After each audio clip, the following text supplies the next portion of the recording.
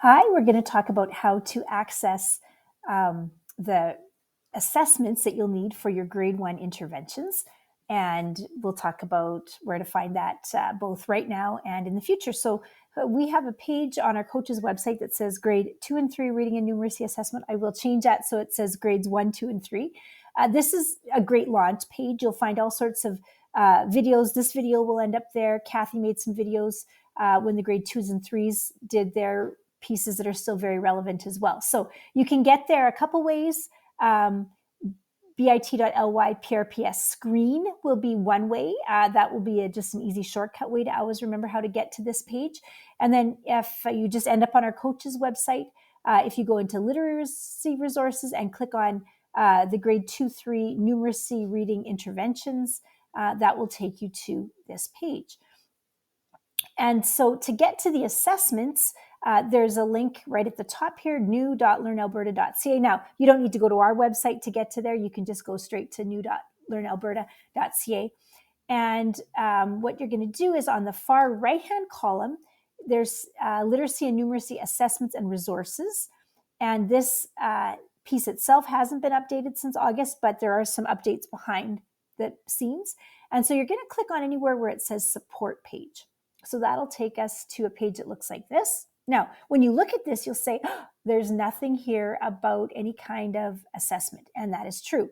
The reason is that you have to log in order to see that. So in the top right-hand corner, you're going to click login. And then on this screen, you will use your Prairie Rose email.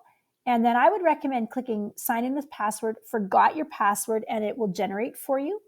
That's kind of the cleanest, quickest way. Sign in with Microsoft might work for you as well. So you probably have signed into this at some point in the distance past. It's probably just easiest to go forgot your email password. Then what you're going to do is you're going to click on this blue little arrow and you're going to find the school that you are connected with. For me, I'm connected with central office.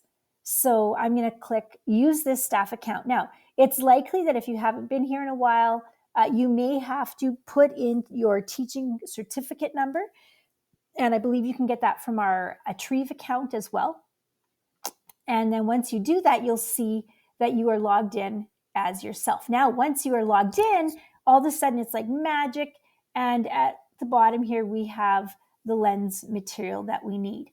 And so what you'll do is you'll click on Lens Assessments at grade 1, and you will get a document that looks like this.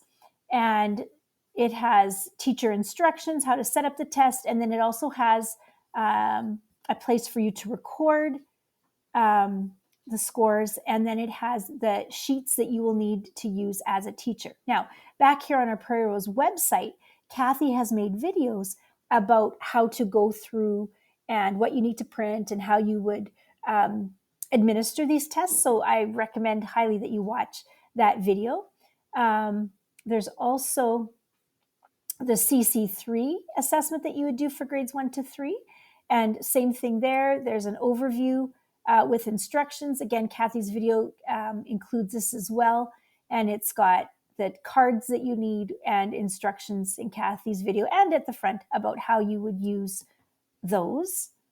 And you will find that work in the CC3 is probably a stretch for lots of your grade 1 readers. Now, what you're going to do afterwards is you can scroll down, and this is new to the site. This didn't exist in the fall when we did the grade 2-3 testing, but there are some videos here that also show you how to use those lens assessments. So here's a grade 1 for the lens, and then there's the CC3 down here. If you keep scrolling down, there are the numeracy assessments. And so you can see grade 1 here, there's the screener assessments and then the student response sheets. So in the screener assessments, you'll see again, teacher instructions, scoring sheet, and then you will find the actual teacher manipulatives that you will use in some cases. So you'll show these to the kids. And then for each student, you will also print an individual student response sheet.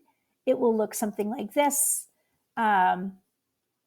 Where there's a little practice page, and then the students do the work on the page. In this case, they cross it out, or they will write something. So this is the student response page. If your students can manage it, it might be a helpful hint to have them print their name at the top of each page before you do each test, or even their initials, something that helps you identify it with them. It is not immediately necessary to do the date, the student number, and the school code. That takes a lot of time, and you probably can get by without doing all that, as long as their name is on there. Okay, so coming back to our website here, you can see Kathy also has a video on the numeracy assessment. Now, uploading of results, we're hoping to have some more information on how to do that. We're hoping to maybe come up with a bit of a streamlined method. It was a lot of difficult work when we did that on a tight time frame in September. Speaking of time frames, keep an ear out on our website and into emails, and from your school leaders. They will give you more specific dates about an end date, about by which this testing needs to be done. And you also will need to have a couple days, several hours to do the digital uploading and marking, but more to come on that. So in the beginning steps, download those assessments, print them off, and you can get started on doing those with your students. You can do them all in one or bit by bit. Sometimes teachers found that easier with the grade 2s and 3s. Contact me if you have any questions. And